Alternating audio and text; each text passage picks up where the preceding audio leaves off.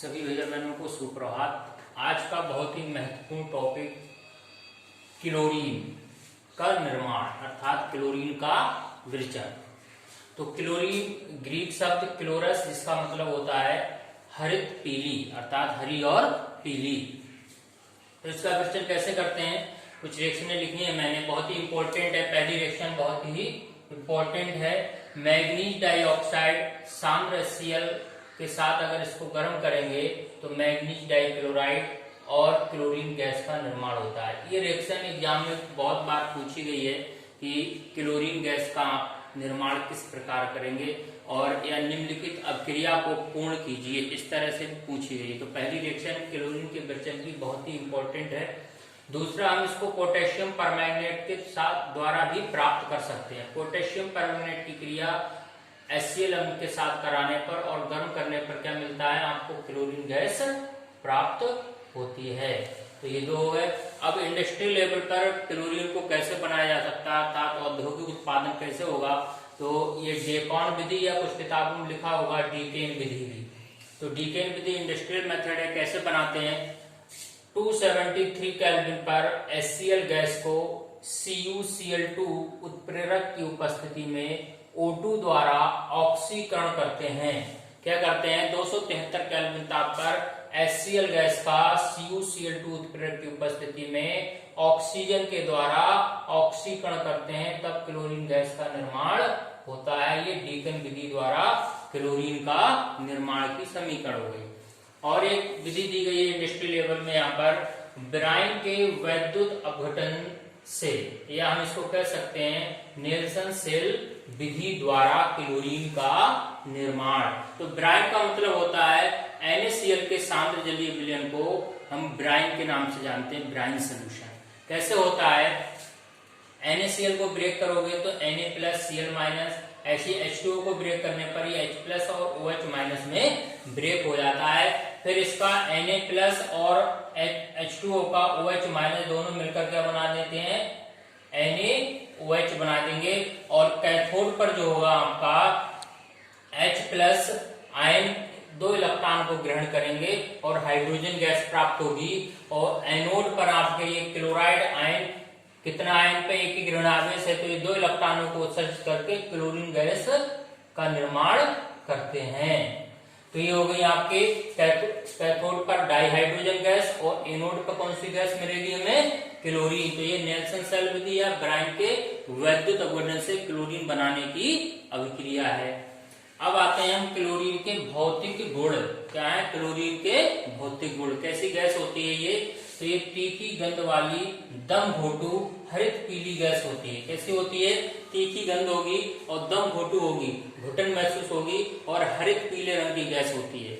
और दूसरा पॉइंट, ये वायु से 2.5 गुना भारी है। हवा से कैसी होती है, भारी होती है। सरलता से द्रवित हो जाती है, वह जल में घुलनशील होती है। इसको बहुत ही इजीली लिक्विफाइड किया जा सकता है और वाटर में डिजोल्व होती है। अब इसके रासायनिक गुण की बात करते हैं, तो ये धातुओं से क्रिया करती है। धातुओं से क्रिया, जैसे एल्यूमिनियम से क्रिया करके एल्यूमिनियम क्लोराइड बना दिया, सोडियम से क्रिया करके सोडियम क्लोराइड प्राप्त हो गया, साधारण नमक जिसे कहते हैं। और क्लोरीन की जो पूर्ति है वो नमक द्वारा सबसे ज्यादा की जाती है। अधातुओं से क्रिया, अधातुओं से क्रिया, तो अधातु से क्रिया में फास्फोरस क्लोरीन से क्रिया करके फास्फोरस ट्राइक्लोराइड बनाता है। क्या बनाता है, फास्फोरस ट्राइक्लोराइड। ऐसे सल्फर H के रूप में पाया जाता है अष्टक परमाणु के रूप में, और क्लोरीन से क्रिया करेगा तो H2Cl2 का फॉर्मेशन कर देता है। तो अधातुओं से क्रिया हो गई। अब बात करते हैं इसकी क्षार के साथ क्रिया। क्षार के साथ क्रिया इंपॉर्टेंट रिएक्शन है ये आपकी, क्षार के साथ क्रिया। जैसे क्षार के साथ 2 प्रकार से यहाँ पे क्रिया लिखी गई है। पहले ठंडा और तनु NaOH क्षार लेंगे और क्लोरीन से क्रिया कराएंगे तो क्या बनेगा, यहाँ से NaCl बन जाएगा प्लस OH मिलकर वाटर बना देंगे और NaOCl sodium hypochloride, sodium hypochloride का फॉर्मेशन होता है ठंडा और तनु NaOH के साथ।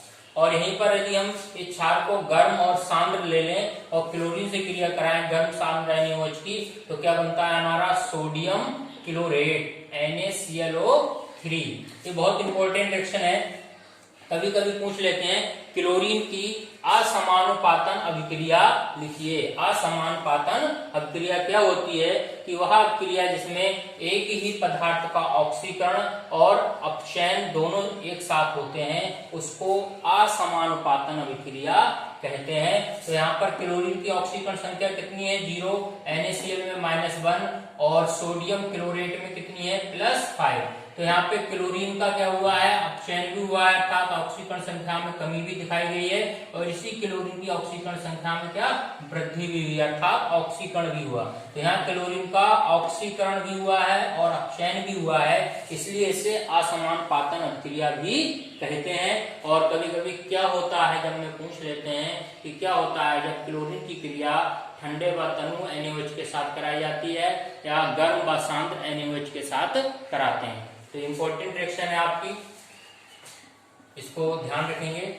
अगली रिएक्शन है बहुत ही इंपॉर्टेंट है ये भी, शुष्क बुझे चूने से क्रिया। शुष्क बुझे चूने से क्रिया तो यहाँ पे कैल्शियम हाइड्रोक्साइड लिया गया CaOH का होल ट्वाइस।